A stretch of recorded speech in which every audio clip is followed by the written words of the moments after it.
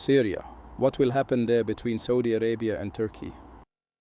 Welcome to a new episode. Today we open a burning file, the legitimacy of Syria and its relationship with Saudi Arabia and Turkey. However, we are not discussing future scenarios or theoretical analyses. We are faced with a new reality that has begun to take shape silently.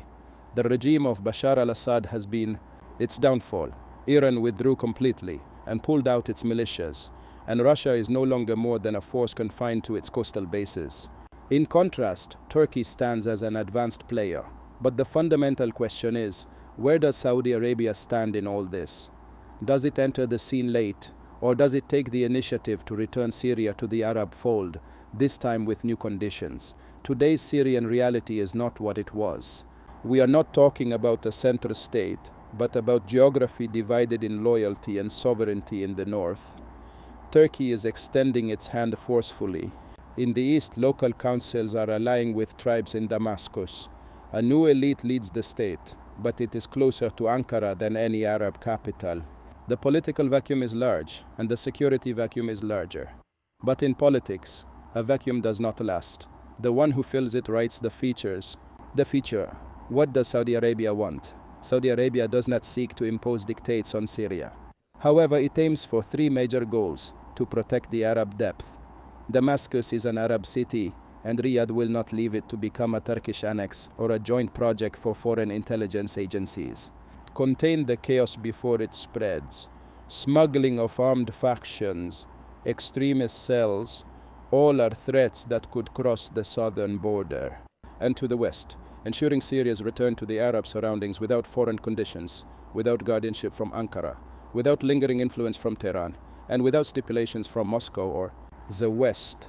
Saudi Arabia and its Gulf sisters possess a soft and smart arsenal that can make a real economic difference. Assistance, loans, investments, direct support. Saudi Arabia pledges and executes. Reconstruction will cost billions, and apart from Saudi Arabia and Gulf countries who can fund it. But every dollar spent must correspond to an independent Syrian decision.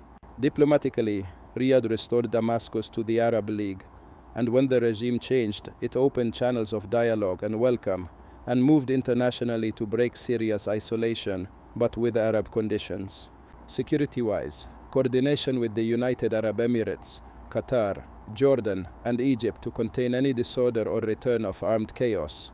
Culturally and humanely, relief centers, soft media, social support, reconnecting Syrians with their Arab environment, not with foreign networks, monitoring influence.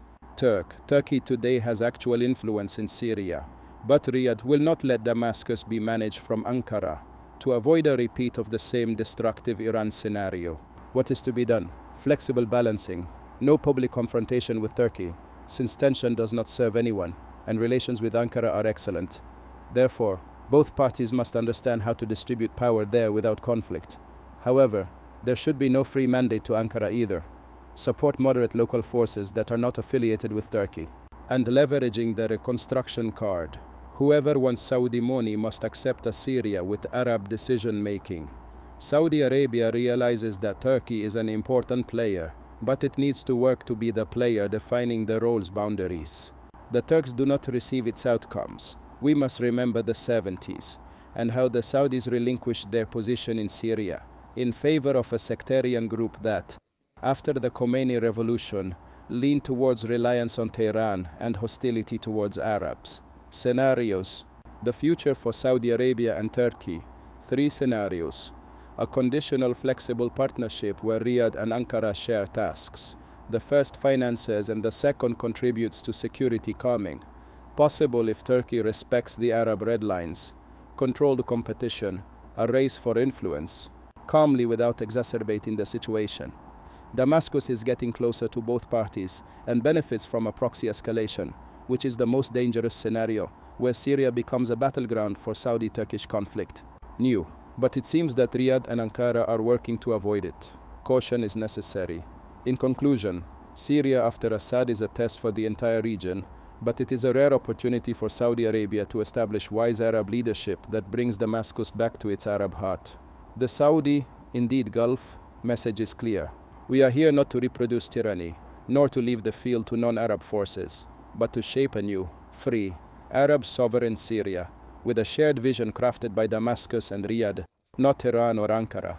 In conclusion, thank you for your valuable time, and don't forget to subscribe to the channel.